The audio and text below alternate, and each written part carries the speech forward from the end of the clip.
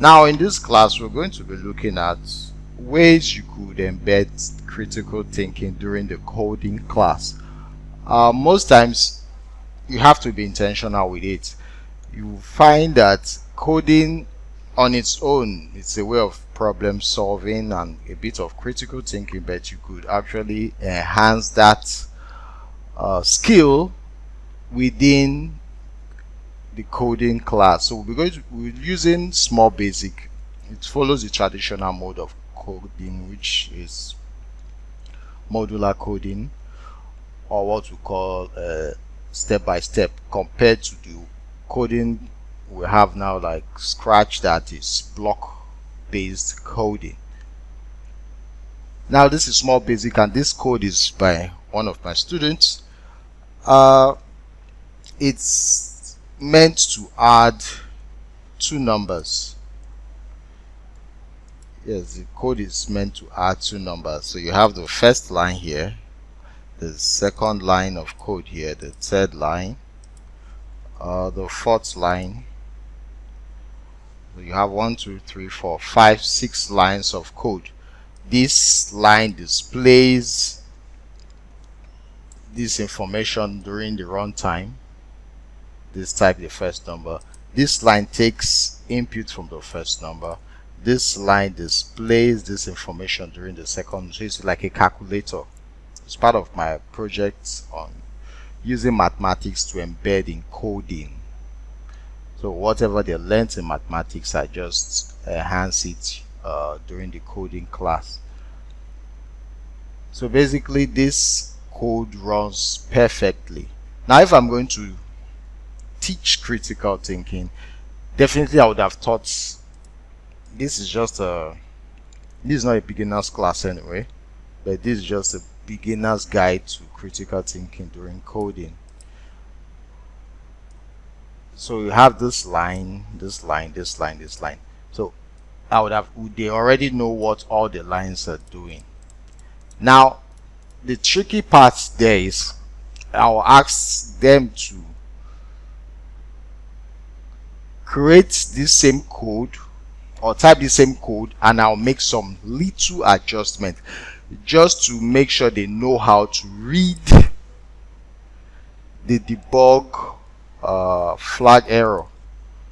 For example, I remove the S there and I run the code using the F5, so it flags an error here.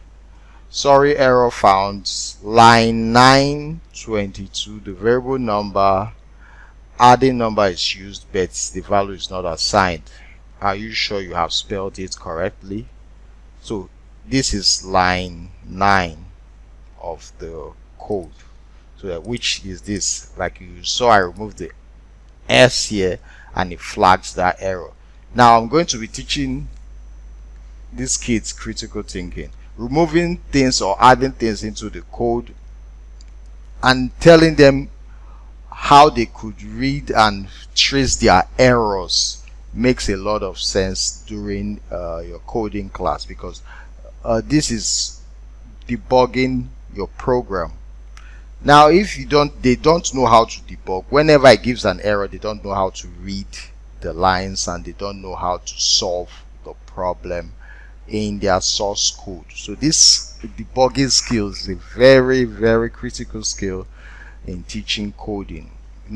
Writing code is not the main thing. You can write code as long as you like, but the code will always generate errors, bugs. So how do you teach your kids to, I'm talking about primary level students, probably grade 4 to 6, how do you teach them to debug codes or debug source codes on their program? So this is a great way to start teaching critical thinking during your coding class. Now what I'll normally tell them is, when they get this kind of errors, I'll ask them what line is giving you the error. Now they know that these lines are not there for nothing. This line represents each line of information or code you have written. Then I ask them, compare the error it's asking you. Now it's telling you adding number. Then is there any other adding number anywhere in your code? They say yes. Where? They say line 7. Now line 7, look at the spelling and look at the spelling of line 9, and they compare and find out that, thank God, Small Basic gives color codes to different lines of code or different syntax. They compare and find out, oh, S, you see me highlighting it, and it shows it's highlighted on the 7th line, but the S is missing. So make your correction. Automatically they add their correction. So it makes it much more fun to find that your program will not run like English language. It's going to run based on certain commands and certain principles that you have set as a programmer. Now I could add S to it and run the program, and it gives the same error, and it's telling the variable numbers, because most of these things are very critical. They might not see it, but the program does not run, and it's an issue. Your program must run during your coding class. It has to be solved. That problem has to be solved. That's where the work is. Not just typing the code. It's not just knowing how to type, understanding the lines. It's how the code you run when there's a problem. How do you solve that problem? So I'm teaching critical thinking at this point. So they compare lines. They know that once it flags an error like this, automatically they need to solve the problem. So they go through the options they have and compare and make adjustment. So this is a very fun way to teach critical thinking. And you could, as a teacher, you could also gamify it. That would be for another class. You could also gamify this process, make it into a game, that as they solve a particular problem, it goes into a different mode or a different level of difficulty, and it becomes fun, and it becomes, it tasks their brain. It makes them think critically on each line of code. So this program will run now smoothly. Yes, good. So it's just a simple calculator to add two numbers. Okay, so this is the answer. 16. 7 plus 9, 16. So thank you for joining me on this webinar. I hope it's insightful on how you could use Small Basic to teach critical thinking while debugging your code or teaching debugging codes.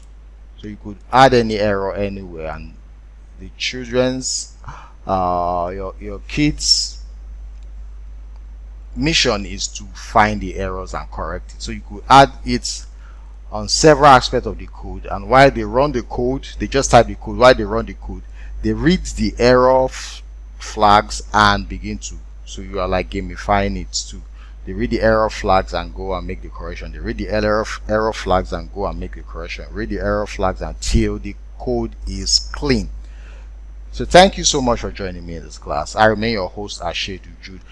Click the like and smash the like button. It helps YouTube know that you're digging my content and promotes this channel to a broader audience.